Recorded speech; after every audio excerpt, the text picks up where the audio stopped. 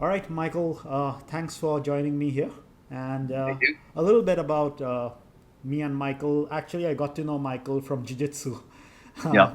in 2009 in my first class, and we have been, Jiu Jitsu training partners for many years. Done a lot of roles which I don't have fond memories of. I don't know what you're talking about.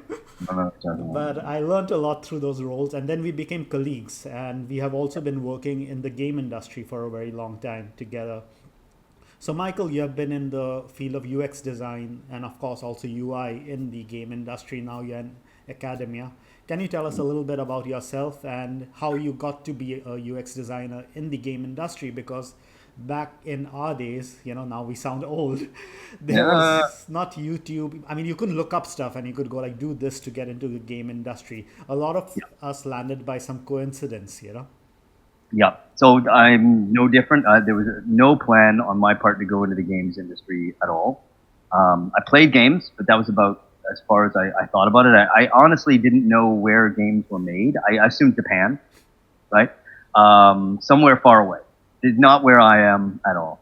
So I went to school for what was called interaction design at the time, which was sort of an early form of proto UX. But I mean, this was like early 2000. So people kind of understood the emerging UX field, but it wasn't nearly as sort of codified and well built up at the time. And so I imagined that I was going to make websites and interactive media, and apps weren't a thing, right? The smartphone business was nowhere near that advanced. My first cell phone was a Nokia. It's probably alive and kicking somewhere, but that just wasn't a part of the public consciousness. It wasn't part of the sort of public zeitgeist, and it wasn't a thing you could do. But I started working at different media companies, so making websites and interactive media and promotional material for different companies.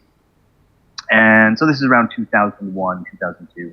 And then kind of the bottom fell out of the technology industry, especially in places like Canada, in the west coast of the US. There was a huge crash. All these companies had built themselves up with investor money, claiming that they could do something that they couldn't do, and claiming that they were making things that they weren't making. Basically, trying to flip the company and Basically, sell what's people. happening right now with AI. Yeah. A whole load of nonsense packaged up very well and sold to a bunch of investors, and then the people would sell. The owner, the original CEO, would sell their share, and I'm off the Bahamas or something. So there was a lot of that going around. So the bottom fell out, and huge collapse at that time. And I had some friends that had gone to EA. Originally, I think they'd been at a company called Black Box, which was sort of a satellite of EA, but it wasn't actually EA. And then that got bought out a couple months before I joined. And so I basically joined EA, having no idea really that I was even joining EA. And so I thought I was joining this little company called Black Box. They didn't tell me that it had been bought out already. So that was fine. I don't care. And so I started working on NHL games for the GameCube and for PS2 and for the original Xbox, and worked at EA for around 10 years. And then I had an opportunity to come to Singapore. So I thought, well, the weather's nice. I don't really know very much about Singapore. I heard that one kid got caned, but I'm not planning on stealing any signs, so I should be fine. And I don't even like to chew gum. And so over I went, and I've been here ever since. Been here more than 12 years now. So, I think UX design, right? Yeah, You speak to a lot of different people and they give you different answers. And I think, especially UX in the game field, it's only gaining prominence in the last 5 years. yeah, Before that, if you're a studio who could afford a UX designer, well and good. Otherwise, you would be a game designer who would know a little bit of UX, and who would yeah. work with artists to then go on and work on UI. But after spending so much time in the game industry, if you have to really break down what a UX designer does specifically in a game industry, let's look at mobile games, AAA games, or even indies. What would you say it is? Right. So, I mean, a UX designer, especially at a sort of lead level, right? Somebody who's overseeing all of the UX is going to have to track the the overall experience of the entire project. So that's going to include a lot of UI, but it's also going to include language, audio and especially audio effects audio, like feedback audio.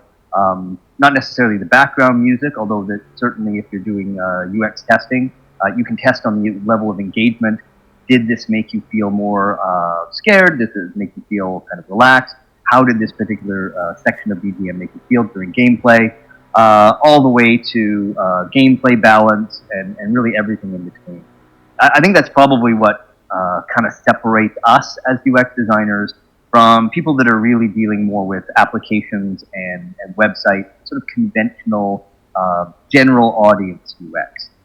It's a very different field. Games are their own weird thing because they have narratives, because you don't necessarily want them to be as easy as they can be. Sometimes they need to be a lot harder than that. Games are a weird, weird environment to do UX. Yeah. Um, And something you said there, right? That's something I want to jump on because a lot of times I'm called to universities who offer traditional UX courses, yeah, right? And one of my first feedback to them when they show me their student portfolio is it will be very hard for these students, to get into a game school if that's no, sorry, a game company if that's what they're looking for, because a lot of their portfolios are catered towards websites and mobile phones, not towards games at all. And like you just said, if you want to learn about game UX, it's a completely different ball game. yeah. You have to, of course, play games. You have to understand how people play games too. But just when you introduce an interaction medium to something that the person is consuming, the whole graph changes. So, what do you see as the core difference between, let's say, traditional UX, which is catered towards websites, towards mobile applications, and game based UX design, which maybe a person who's very interested in game user experience design should know? Right. So, I mean, to a certain extent, it's domain knowledge, right? So, if I tell you, like, you know what, this needs to be a little bit more like the Dark Souls inventory. Like, okay, I know what you're talking about. Like, holy, holy Jesus, really? Yeah. Like, that's a thing, man. But you should know what I'm talking about, right? Whereas if I say something like, no, it should be the inventory more in this another game, or the crafting from this game, you have to know what those things are. You can't go, what's like, oh, Google, what's crafting? Yeah. Dark Souls inventory. Like, you have to know about those things, and you have to know a core component of game design. So I'm not strictly speaking a game designer. I don't want to sit in front of a spreadsheet and balance items, but I know what that is, and I understand what balance is. I understand what metrics are.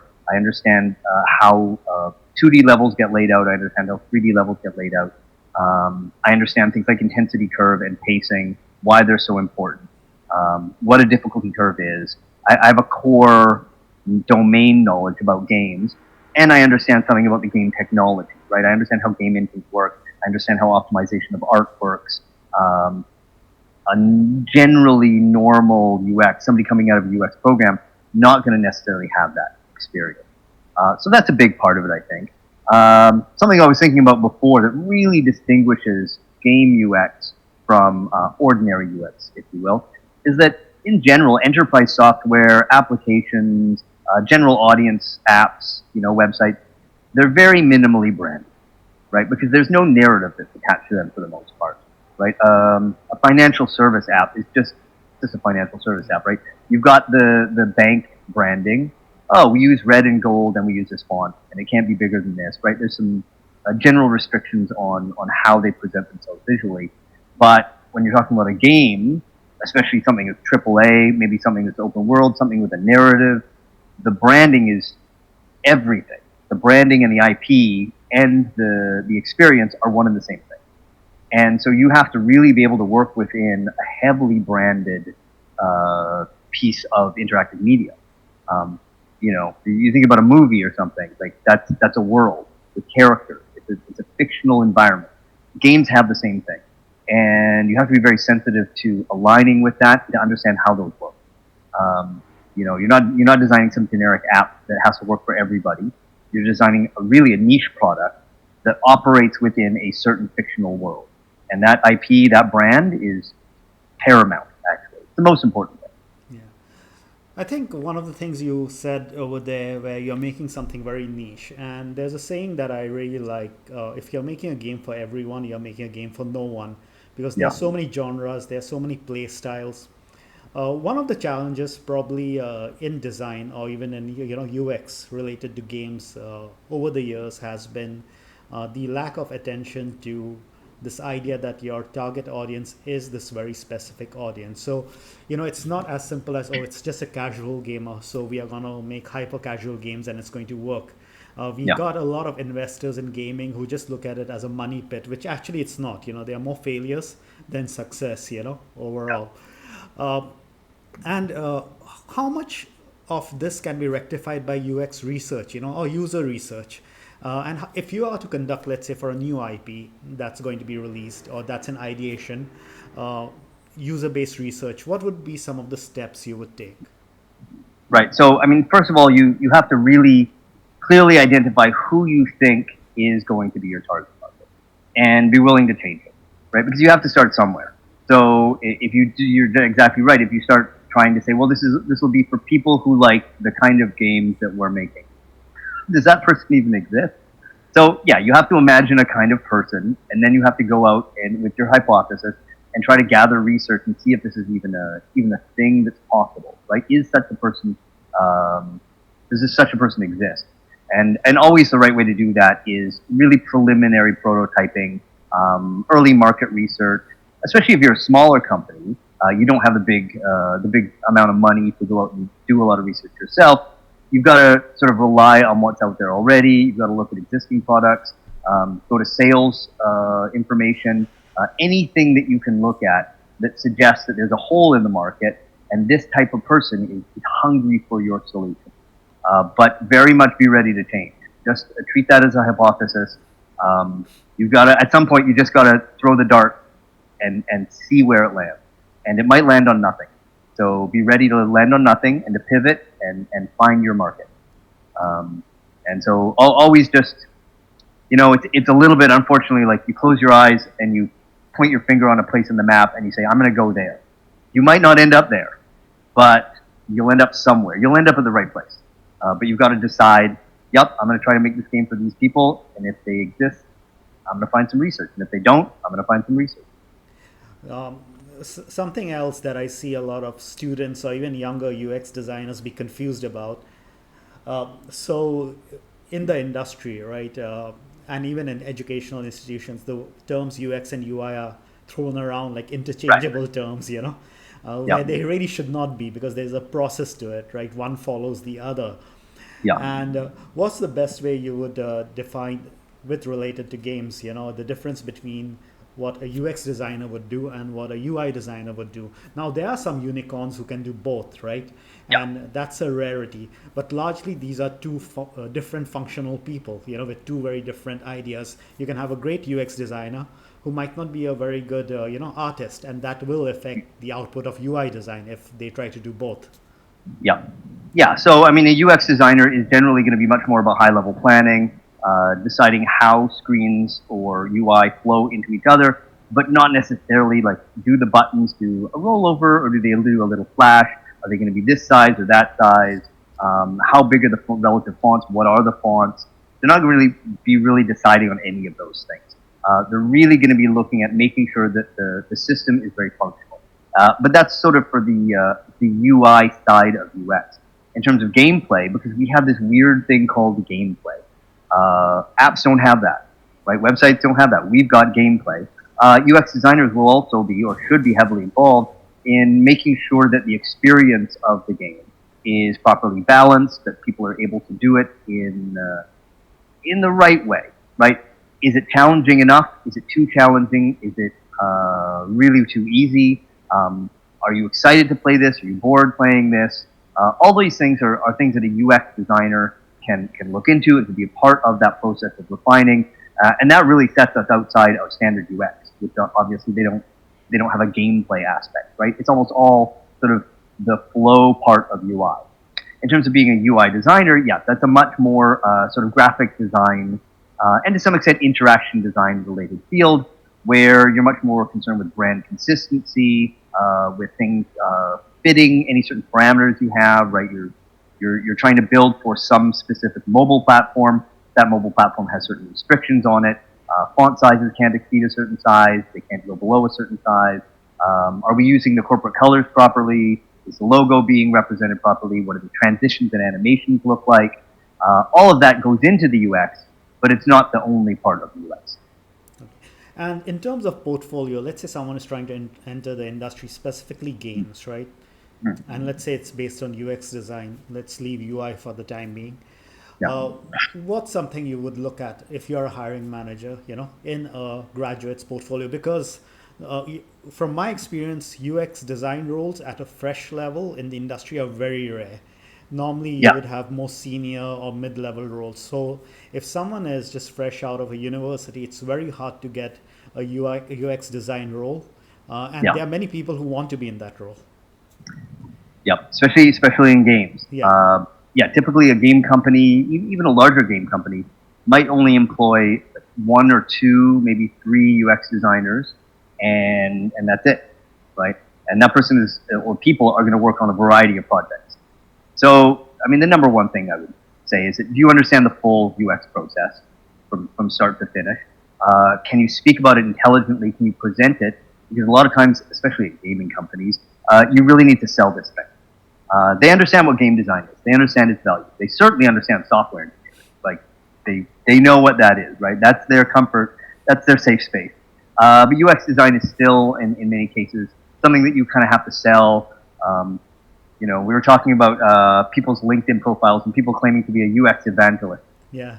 It's a cliche, but you do kind of need to be a UX evangelist. And so you have to be able to speak and educate other people about what UX is. So that's the first thing I would say. Then you have to have a great portfolio that includes, hopefully, some game content. And you certainly have to be able to talk about games. As I said, like you have to know why Dark Souls works, why I don't know. Talk to me about Halo. Talk about why shooters work. Talk to me about why Match 3 games work. If I say, hey, we're going to develop a procedurally generated roguelike dungeon crawler, do you look at me blankly because you don't have a clue what that is? Or can you say, oh yeah, I can picture what that is in my head. A procedurally generated dungeon crawler with an isometric view and a particular like aesthetic, right? Yeah, I know what that is. So you have to know what those are. And a lot of people coming out of maybe standard UX fields don't know what that is. So they need to get caught up, Yeah. right? But that will give you a huge advantage because people. If you're in a game company and you're seeing UX people, and you see person after person, like junior person recently graduated, and it's websites and it's apps, and it's websites and it's apps, and they all look the same, and they're all very corporate. And then you see somebody who starts talking about the amazing UI of the Division 2. It's over the top, by the way. That UI is like a UI designer or UX designer just going crazy On steroids. but on steroids. But that's why I love it. Okay, it's so ridiculous. It's way too much. It's not practical. But sometimes I just want to see beautiful UI. But you should be able to talk about why that's good, why that's bad, why it works and doesn't work, and you should have experienced it yourself, right? And if you come in with a portfolio showing game UX and UI, definitely the unicorn aspect is there. If you have a trifecta of being technical and being able to do some programming, even if you're not a programmer, you can do really good UI and you can do really good UX all the way from research and ideation all the way to completed product. Then you have a much higher chance of being employed. I think you touched upon something quite important there about knowing different aspects, like a little bit of coding, a little Yeah. bit of design, and something that I find in the people I hire, what I look for is what kind of media do they consume. Yeah. For me, one of the red flags is if you're just consuming one kind of game or one kind of media, Oh yeah. chances are you won't be adaptable enough when you come and work with us in a game company, right? But if Yeah. you're someone who can say that, oh, I played I played the last Clash of Clans, and I also played Quantum Break, and I played Dungeon Crawler last week, and I love the Terminator 1 and Terminator 2, but I also watch something like Eternal Sunshine of the Spotless Mind, right? Right. Yeah. I think that's an underlooked aspect because when I meet a lot of really good designers, the amount of media that they consume just for fun and for Mm. engagement is a lot, and they pick up things from all of these bit by bit so that when it comes to work, they can directly go. I can reference this media, and I can Yeah. reference this other media. And how do you train someone to look at that? Because that's a very personal choice I've found. Yeah, I don't know. I mean, from an academic and teacher perspective, I don't know always that I can teach it. It seems to be either part of the culture or part of your natural inclination, right? But yes, I mean, a character I reference a lot is No Face from Spirited Away, Yeah. and so No Face doesn't have an identity, but he just consumes, he consumes, he consumes, he consumes.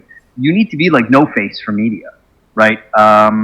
Have you seen the Kurosawa films? Have you seen Kubrick films? Have you? Yeah, Eternal Spotless Mind. Only watch it once. I can't ever watch it. It's too much, man.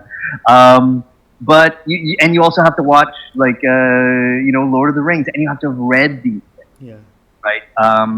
Just consume media, pop culture, history. Read history. Watch documentaries. Be interested in the world. And what I often find is that certainly students, but also just a lot of working UX designers, they end up getting themselves into just too small a niche. Maybe you can be a UX designer at a sort of dull corporate entity, but it's not going to work well in the games industry because you just don't know enough about other things, right? What was the last movie you watched? Oh, I don't watch movies. What games do you play? Monster Hunter. What other games? Monster Hunter 2? Come on, man. No, that's not good enough. You should have a why. You don't have to finish games. I hardly ever finish games Yeah, these days. I was about to say that. Like, you don't have to finish them, but you have to have an idea of what they are about.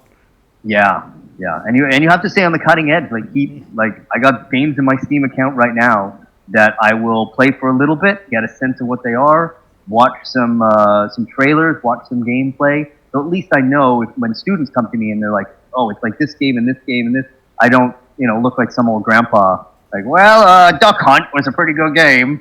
I actually try to keep my knowledge fresh. And so you have to be like that, but not just for games, books, movies, television series. All of these things are relevant to gaming. I call them game tangential. They're the neighbors of gaming, and you better know your neighbors. And something that I also find is extremely useful is, just being out there, outdoors too. And, Mhm. getting inspiration from your travels, getting inspiration from different environments, just observing people a lot of times, just little Yeah, habits that they have. A lot of times when I'm in buses, I'll have a look at what people are playing in the bus, what kind of games they are playing in the bus, and yeah. just try to imagine like what draws them to that specific game. hmm Yeah, I mean, to be an observer of the world, and I think that does go to speaks to the media that you consume. Yeah, be an observer of the world. Designers should have sketchbooks. If you're an active practicing designer, you should have a sketchbook. There's no way you're going to record it on your phone for that. So you should have a sketchbook. You should be able to make notes. You should be able to draw little pictures.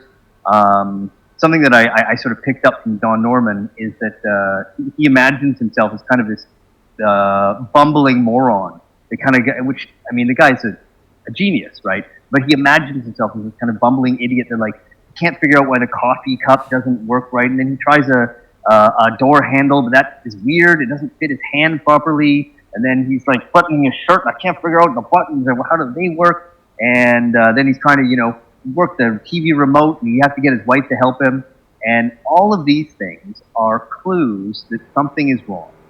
It's never a user problem. It's not you. Something has been poorly designed, and there's an opportunity for improvement there. And so observe the world. Look at what's going on. Pay attention to what people do. Don't be stuck in your own head. Look out there and see what's going on, and take notes. You won't remember. Take notes. One of the challenges I think young designers they fall into, and we have worked with quite a few young designers. We have also taught a lot of young designers. One of the challenges I find young designers, especially related to game feel or UX, is I used to always say this line that we can teach you design processes, we can teach you design tools, but we can't quite teach you how to feel whether something is good or bad. And Yeah. that is a tough one because there are times when you work with a designer and they would tweak the gameplay in such a way that wow, it now feels amazing, and the correct word is feel because it's a combination of art, design, sound design, music, gameplay, everything just being tweaked to the finest level Yeah. where it kind of fulfills the user. But I also find a lot of designers really struggle with that concept of feel. They do the right things in terms of the tools, and in terms of the process, but their feel always seems to be way off. They are either overcompensating or they are underplaying the things or they don't know where to focus on. How do you get someone who's a junior to be someone who's a lead or a senior, you Mhm. know, taking this into account? They might be perfect at their work, but they just don't get the feel of the game. Yeah, I mean, I find that sometimes, unfortunately, there is a natural productivity there. There's a natural talent. It doesn't mean you can't develop it if you don't initially have it. It just means it's going to come easier for some people. But a lot of times, it's lack of exposure and lack of careful analysis of the things that you're looking at. Right. So the reason why their feel is off is because they may have played some games or they've looked at some UI, but they haven't really thought about it. It was just a thing they did, right? So they looked at it sort of with naive eyes. One thing I try to emphasize to my students, and I certainly tell first years this, is that all of us, like all the faculty, but certainly me, we're here to ruin games for you, right? Because once you understand the mechanics of how the whole system works, you should be analyzing games rather than playing them, right? You're just never going to be a game player again, and it's true for other media as well. I can't help it. I imagine you as a filmmaker, probably even more so. You watch a film and you're like, you know what, that angle is a little bit Yeah. weird. Why would they do that? You know what, that post processing, that lighting is like not working. What is going on here? That is some cheap effects right there. And ordinary people who are not really interested in it, it just goes by. They don't think about it. It was a cool movie, yeah, it was great. But for somebody who's sort of tuned into it, they think like, there's something wrong, right? What is that? I have to figure it out. I have to figure out what exactly is not working here. And so, unless you have that desire, and you do that a lot, you practice that, you make it a practice that you analyze media, you analyze games, you analyze graphic design, and you really think about what makes it work and what doesn't, and then you try to replicate it. If you don't do that enough, you're not going to have that feel, right? Feel is developed from practice, And right? from Like pattern anything, finding, right? You need to find pattern finding, patterns. yeah. Yeah. Yeah, and if you haven't consumed enough and then tried to replicate it, and yeah, try to copy it, try to do what those people do enough times, then you're not going to be able to get the feel. There's another thing when it comes to feel, right? And I think this is what makes game UX so interesting, or game design even so interesting. I've met a lot of people who come from bigger organizations to game companies, and really strong UX designers, like let's say in Google or Microsoft, and they come into a game company and they try to like run it like the design thinking process, right? And Yeah. it collapses a lot of times because when you're doing design thinking for let's say an app or any kind of service, it's a very different medium Mhm. than having that process done for games, which is so much dependent on just prototyping, and building things quickly and then failing quickly and going like, oh, maybe we Yeah. should tweak this aspect. So where does something like design thinking come into, a game UX? Because my worry always with something like design thinking for games has been it ends up over designing and over complicating Yeah. Yeah. processes. Yeah. Yeah. Yeah. I mean, people need to understand what design thinking is, right? And all of these processes, where it's a double diamond or any of these other sort of creative design processes, that they're idealized versions of what you can do, right? Hardly anybody in any company is ever going to actually follow every detail of that. It's not realistic, right? You're going to run out of budget unless you have, you know, deep pockets. You're going to run out of money really soon, and you're not really moving towards a solution very efficiently. So you need to kind of take the core of it and then adapt it to your specific project. If you've got even in an enterprise project, right? You're doing something, some app or something. if you have 2 weeks, you're not doing a full design thinking process, right? You're going to have to cut some things out. You're going to have to get to a solution much quicker, and that's going to be reliant on paper prototyping, reviewing what's already made, and then trying to pull in the good things that work in your app, because you probably have some app already made. So you're going to have to do that, so copy yourself, and kind of cut to the chase. But don't imagine that it's. I don't think these things were ever meant to be like the Bible, right? They're not meant to be this sort of religious doctrine that you follow step by step, and no, don't skip that tiny step, right? 3 phases of ideation. You have to do this amount of research. You can do it if you can, but if you can't do it, don't do it. Let go of it. It's not a rule book. Yeah.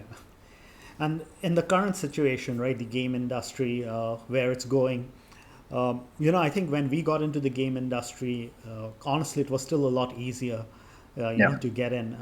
The competition wasn't as stiff as it is today. Today, you have so many universities like DigiPen, who are taking out like hundreds of students, aspiring students going into the game industry, all over the world. And it means as a hiring manager, a lot of times I receive hundreds of portfolio. And on that, I have to select one. And sometimes you actually might be really good. And on that day, I just found someone else who's better than you. Or I felt that person was better than you. Objectively, maybe that's not true. What would you recommend to youngsters who are trying to get into the industry? How do they deal with disappointment and setbacks? Because if you're in games, there'll be some games you work on, they'll be cancelled. Some games you had a lot of hope for, they will, fail. A lot of times you will get nasty comments on Steam or some other medium, Wouldn't believe what people say. Yeah. And I do believe to survive in games for as long as we have done, you have to have a bit of a thick skin, right? How do you develop that? Right. So, I think for people who are going out and showing off their portfolio and trying to get jobs, there's 2 approaches, right? And both can be valid, but I tend to find the second one a little more useful if you have the game industry around you that can do that, right? If you're off in the middle of nowhere somewhere, this is not the thing to do, because you don't have the enough game companies who are sort of perfect for you, right? But if you can, develop a niche, right? So you make a certain kind of game, and you promote yourself as a certain kind of designer. And so you won't get most jobs, but the jobs that you do get, or that at least you get offers to, or that you get callbacks for interviews, the companies will know where to place you, right? That's the biggest thing, is like, okay, we have this role, I see somebody come in, but I'm looking to make, and I've been told by the company, right, this is what we're going to do. It's a cutesy anime match 3 game. And somebody comes in with like amazing 3D realistic art, or UI that's super gritty. It looks like it's from like some AAA shooter, right? Sci-fi shooter. I'm like, what do I do with this person? They're so talented. But I need somebody that basically I hire them, and tomorrow they're producing design that is going to be relevant to the game that I'm actually being employed for. And so a lot of times it's just a case of you didn't fit in. Your style, or the projects that you showed, didn't fit into what the company is trying to do. It's great, better maybe than even what the company is doing, but you just didn't fit that model. And they want somebody who they can just plop in there, and the next day you're up and running. So, find your niche and really go after and focus on that niche. So that's the thing for sort of early designers coming out. The other approach is if you're out in the middle of nowhere somewhere, or you just don't have a niche, then you need to sell yourself as a generalist. But that is really difficult. It's really difficult because people don't make generalist games, right? People make niche games. A first-person shooter is already a niche. It's not a match 3 game. It's not a dungeon crawler. It's not an MMORPG. It is what it is, and it's just for people who play that sort of game within a certain age group. And if you're not making games like that, or you're not showing examples of games like that, you're just not going to get the job. So it's tough to be a generalist, for sure. Find your niche.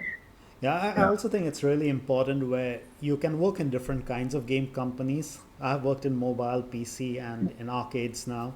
But at the end of the day, I still think you have to, like what you said, be true to the kind of games you like making, Yeah. in these mediums. If you go into a company, for example, I really don't, want to make any casino games ever, not for any ethical reasons. I just find it boring. I would not enjoy that job. And if I don't enjoy that job, I would not be able to really go up in my career, because a lot of our work is also, based on the things we enjoy. So we go back and Yeah. study more on that specific type of games. So I think there's definitely this thing where you need to try to find jobs which you would enjoy and you would be able to learn, because learning is never ending, I would say. Yeah. Yeah, and the fact is, yeah, I've helped make some web-based casino games. It's soul crushing. It's okay, we were poor back then. Please never mention that again. It was Irish themed. There's a lot of falling coins. But yeah, I mean, you need to always find something that you at least can find some joy in, some passion, some care, and to understand that it, especially at the larger scale, right? Especially if you're talking AAA, a game is a very complex piece of software with many, many moving pieces. I mean, been on teams that there were 200 people, right? And so they were designing things or developing things or creating art stuff that I had no hand in, have nothing to do with me. And all I can do is focus on my little area and make sure it's as good as I can make it. And when it releases, I'm proud of that. And if there are other things that people criticize about the game, online, whatever, that's not You me. I can't didn't. please everyone. You can't please everyone, right? And you can't do everything in a Yeah. game company. It's Yeah. such a big project. Yeah. And I imagine it's a lot like people in movie sets, Yeah. right? Movie sets have so many people, especially a larger budget movie. The key grip, he just tries to be the best key grip he can be. Yeah. If the director screws up, that's not on him. He's the I mean, key you can grip. have a movie with amazing cinematography, the DOP is great, and a crappy story, and the movie. Yeah, well, the actors Yeah. are. It was the director's cousin and the producer's mom, and the Yeah. acting is terrible. You're like, I don't know, but the cinematography, the lighting was amazing. The screen composition is beautiful. So yeah, it is what it is. Any Um, recommendations of books, games, or movies that people who are aspiring to be UX designers must get their hands on? Yeah, so I think the big ones are probably the Lord of the Rings series. I think in terms of movies, Akira Kurosawa movies are just really important. They're important for Western films, they're important for video games, they're important for Japanese films. And then in terms of anime, I know that we both live in a part of the world where a lot of our students, probably a lot of your junior employees, have watched a lot of anime, but very few of them have really watched good anime. They just consume a lot of sort of little kid anime. I don't know what they call it. It's like it's fine, you can watch it, but you really need to watch everything that Studio Ghibli has ever made. There's going to be some good things. There's some movies there that I'm not a huge fan of, and then there's movies that I will watch at least a couple times a year. Right? I'll watch Howl's Moving Castle twice a year. I'll watch Spirited Away 3 times a year easily. Princess Mononoke, I'll watch that again and again and again. So there's certain movies that you should watch. I think that Studio Ghibli is kind of like there's anime, and for me at least, and then there's Studio Ghibli. And if you're going to consume, you have a limited amount of time, if you're going to consume media of a certain genre, really try to pick the best of that genre and consume that. So yeah, those would be probably the big ones. And then sort of classic, like The Hero's Journey. You do need to watch Star Wars, speaking of bad dialogue, and odd directorial choices and hacky acting. But you need to kind of have watched the Star Wars series. Certainly the 3 original series. If you want to venture into the other ones, that's up to you. And then I'd say watch some Star Trek as well. I think that's worth watching. Maybe Battlestar Galactica even, if you're thinking about sci-fi and sort of modern sci-fi. And Dune. Dune. For the love of God, read the Dune series. Watch the movies too. They're good. Even the old, 1979, 1981 is good. The modern ones are pretty good, but read the first 3 to 4 books of Dune. Is there any Um, game that sticks out to you, which may? definitely. Like I tend to be a sort of sci-fi shooter fan, and campaign modes. I never really jumped on board with the sort of generic facelessness of Yeah, online play. yeah, Um, so definitely the Doom series. Wolfenstein are great. Um, Horizon Zero Dawn, I think yeah. is worth, especially if you're going to be a sci-fi UI person. Division 1 and 2, I think those are worth playing. Destiny 1 and 2 are good. Um, There's something about the and- games, right? Because you're talking about these. Sorry to interrupt you there, but one of the things I was telling some designers was nowadays there's a trend where people will watch these games on YouTube instead of playing it. yeah, And for me, yeah, that's not good because you still need to interact with the game to truly understand how the design works. There's a big yeah, gap between, let's say, watching Horizon Zero Dawn on YouTube and going like, oh, that's how they do the UX, then having a yeah, controller in your hand, playing yeah, it, and then going like, oh, that's how they did the UX, you know? yeah. Um, yeah. So, Yeah. I mean, I do worry about this sort of generation of game designers. I'm sure they'll be okay, but the sort of Fortnite generation, yeah, where the experience is it's very cheap. It's almost like we're regressing in terms of game balance and quality, because they know, well, game balance is horrible, but who cares? It's real players, and so it's them causing the imbalances. We've really moved away to a large extent from narrative storylines. Not in every case. There's some great sort of narratively based games, but we've definitely moved away from that, yeah. because it's cheaper to make, and you make lots of money. That's it. Yeah, that's something that worries me too. Like you're speaking about narrative-based games, and it's an irony, right? That even though we are having Fortnite clones, everyone is making, a battle royale game. Most of them are Yeah, really bad. Now they are adding things like crypto to it, and all these yeah, other yeah, things, Web3 thing. But at the end of it, the game which won the game of the year is still Alan Wake 2, which is a heavily yeah, narrative-driven, yeah, single player game, and it always shows that the quality will shine through at the end of everything. yeah, And I think it's really important to kind of really understand that games at the end of the day are an artistic medium too. They are not just there to make money. Of course, if you can make something quickly and make money, good for you, but yeah, to repeat that again and again, that might not be possible. And I completely agree with you. We are moving away from a lot of games which have a soul, where everyone is yeah, trying to just cash in quickly on quick games which are made with low cost, which can yeah, give you some level of profit and just rinse and repeat that cycle. yeah, yeah. And so yeah, you look at the low poly models. The animations are laughable. I mean, some of these games look like it's PS1. Yeah, I'm like, why are we going backwards in time? Well, it's so that they'll play really easily on mid tier to low tier yeah, computers, and they can get there's more people playing, and it's fine. Games are business. There's nothing wrong with trying to make money with the game, but yeah, you're absolutely right that there's a certain nostalgia perhaps amongst the audience for really high quality narrative based experiences, because that really takes into account a whole bunch of people, right? You've got actual writers yeah, writing dialogue, actual actors doing the cutscenes and doing the voice acting. You've got real composers composing music. Um, so you've got a whole team of people, not just a bunch of 3 or 4 game designers and some programmers whipping together some like low poly battle royale game, then adding silly hats and making money in cryptocurrency. or And asset flips, right, where you just take assets yeah, of the Epic store. I mean, those are good for prototyping because you just want to do things yeah, quickly.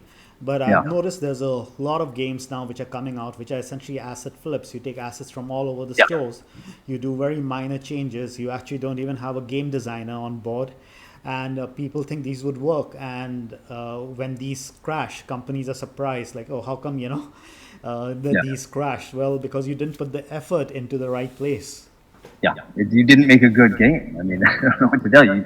You literally just tried to copy the level design and the mechanics of some other moderately successful game, and then go cheap on the assets, go cheap on the quality. You didn't really have any designers, so the balance is off. You're never going to replicate what um, some very successful online competitive game does.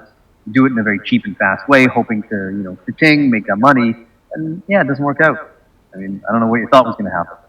It's So like really, it's like you buy an old Toyota engine and then you put it in what looks like a Ferrari, but it's all made of plastic. And the first time you get it on the road, the whole thing falls apart. Like, yeah, it was never a Ferrari. yeah, how did you not see it coming? There's a How did you funny not see it story coming? where I have these clients who engage me, and it happens once every 2 3 years, and it regularly happens, where I warn them about something they're doing, and these are normally people who are outside of games coming into games, and Right. they've got some funding somewhere, so not Yeah. game veterans starting a company, and they would do something, and they would show me references, and I would warn them that this is not going to work. Like, don't do it this way. Why Yeah. don't you do it the way games are made? Let's go through a proper process. Do prototyping first.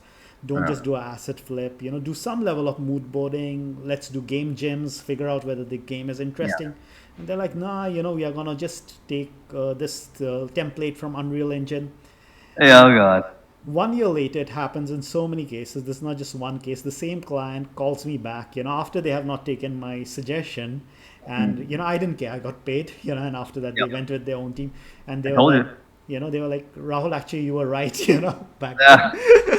And the funny thing is, they would show me these, like, they would give me a budget of 120,000, which is nothing in games, Yeah. because I'm working with the team too. And they would want something like a Call of Duty at that budget, or something like a Fortnite, and I would have to give them figures that look at how much money these games have been built on, and look Yeah. at what you're giving me. You're never gonna come close to anything like this, Yeah. Yeah, And I've done the same thing with clients and through consultancy, and I'm happy to tell them that their $100,000 and 1 year budget yeah, cannot build something that is of the scope and quality that they expect. yeah, It just it's not, oh, we want a proprietary game engine, or even we want to use Unreal, right? right, Okay, that's a step in the right direction, but we actually want to use all these existing free open IP assets. Like, okay, and we want it to be this huge because we'll save so much money on the asset and using Unreal. Like, yeah, I don't think that's going to work very well. Like, you need to plan this thing out, and your budget needs to be way bigger. Can we have 2 programmers and a designer? No, no, you can't. You're going to need like more than quadruple that to make what you want to make. yeah. It's an interesting cycle. Final question, Mike. I'm aware of the time. Sure. Something related to games and jiu-jitsu, So both of us Right. have been doing jiu-jitsu for the longest Yep. time. How long have you been doing jiu-jitsu for? I've been doing jiu-jitsu since 2023. No, 2003. 2003, right? Yeah, And you're a black belt now, and you have been for a while. Yeah. I find that jiu-jitsu has really helped me in many things in my career, Yeah. and especially in problem solving, as Yeah. designers, because as designers, we problem solve half the time, right? That's our job. Can you let us know how has jiu-jitsu, if helped you in your career as a UX designer, Not that we are recommending come and join the jiu-jitsu and get beaten up by I'm us. I'm definitely recommending someone Yeah. join you. But how does it help you? Yeah, I mean, look, jiu-jitsu can help you in any career. It's not related to UX or gaming specifically. It can really help you with everything that happens in your life. Every minor tragedy and sometimes major tragedies. Every career obstacle you face, every annoying, frustrating thing you have to deal with. You can always take a big breath and think, you know what, is this as hard as jiu-jitsu? No, there's no way it is, right? Especially if like you've competed before. If you're somebody who's competed a lot in the past, which I have, and actually hated it. I get so nervous. It's just awful. I'm shaking. I want to die. I'm taking the taxi to the venue. I'm like, please struck me with lightning. Please, it's fine. I'll die. I'd rather die than do this. Having all these crazy thoughts in your head, and then going out and just sort of, well, I signed up. Oh God, here I go, and I'm going to do this. There's nothing that's really for most people. There's nothing career-wise that's going to be that good. So it really gives you a sense of perspective. And also the fact that like you and I have both been, you've been under positions, right? You've been Yeah. had somebody on your back, had somebody that's, you imagine the worst. Somebody's on your back, they're doing a body triangle, they're crushing your Yeah. face, and you're just like, no, I'm not tapping. No, I'm not tapping to this. I'm gonna keep going. I'm gonna find a way out. And that mentality, that just raw, tough dog mentality, is just a huge asset in life. Super important, right? Yeah. You survive long enough, you'll run into situations where your first thought is, I just want to stop. Yeah.